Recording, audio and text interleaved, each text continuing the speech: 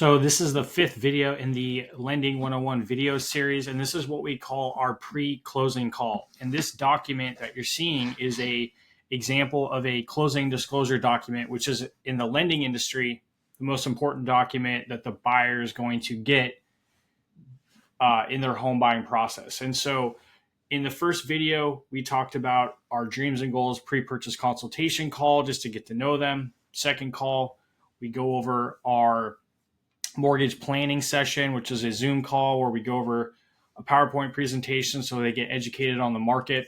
The third video, we talked about the pre-offer call that we do to strategize on an offer being made between us, the lender, you as the buyer's agent, and the buyer. And then the fourth call was we have a contract meeting after an accepted offer has been made. And then during that time, after that, the fourth video, the lender is really just going through the processing and underwriting component of the mortgage experience for the client to get them to the closing table. And so now we're on the fifth call here. And right before the client's going and sign with escrow, we want to make sure that the cash to close, the payment is all what they were expecting to get. At the beginning of the process, they'll get what's called a loan estimate. That is what it sounds like. It is an estimate of what the payment will be because taxes and insurance might vary slightly, and then the cash to close. We don't control a lot of the costs, the prepaid expenses, which are upfront collected property taxes and homeowners insurance. So there's a lot of pressure on the lender and the loan officer team to be able to get the cash to close really accurate for the buyer.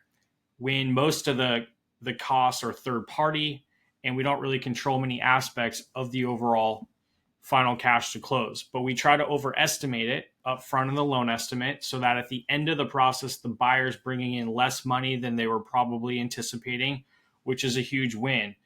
A lot of lenders do the opposite, unfortunately, where they'll make the upfront costs and cash to close look favorable. And then at the end, the cash to close is, a couple thousand higher than they were expecting.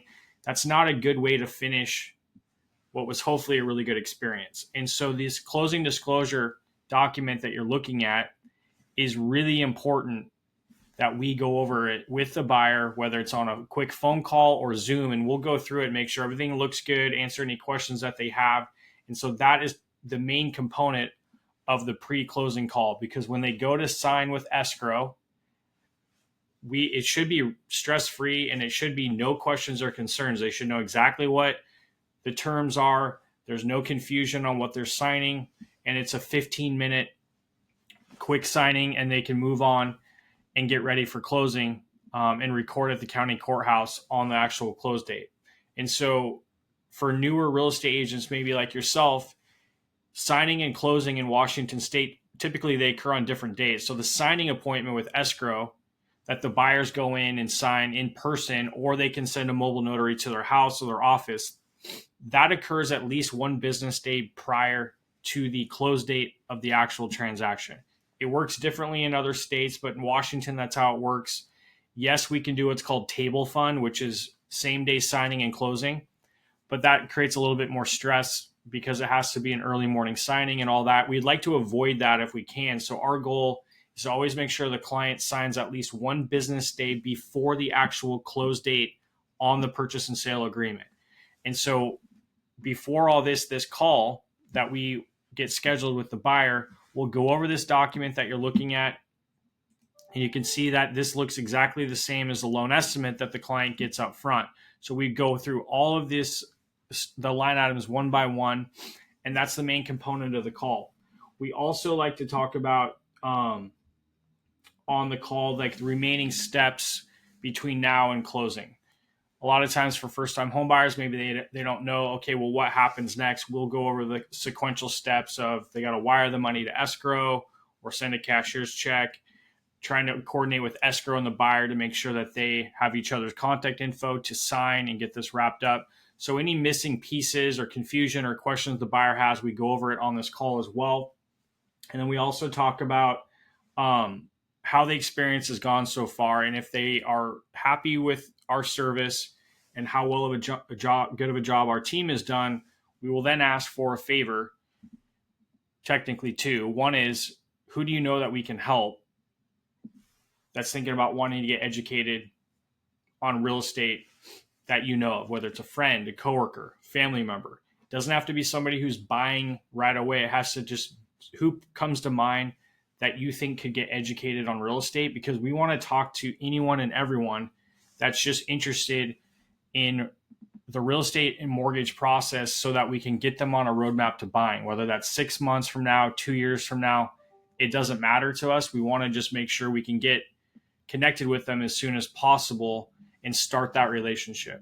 The second favor we'll ask is for a 5-star Google review on our Google page if we have earned it.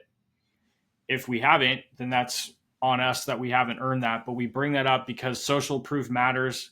As you know, as a real estate professional, we have to be able to be found online and have a, hopefully good nucleus of reviews that a potential home buyer or client can look at and go, these guys have done a great job for clients. That earns that trust before we even get off the ground and have that conversation and start the relationship. They can know that at least we're a legitimate mortgage team that does a great job and does it right for our clients. So that'll be the second favor we'll ask. And then the fourth thing on this call we'll let them know is that after you are closed on the home and moving in, typically 3 weeks after the close date, we'll schedule what's called a post-closing call. And that call, we want to let them get settled in and moved in and, unpack the boxes and all that. But we have that post-closing call, which will be our next video that we'll talk about next week. And that's really designed to explain the value we bring our clients post-closing, set them up with their first payment and all that. So be on the lookout for that video next week. Thanks for watching. As always, have a great day, and we will talk to you soon. Take care.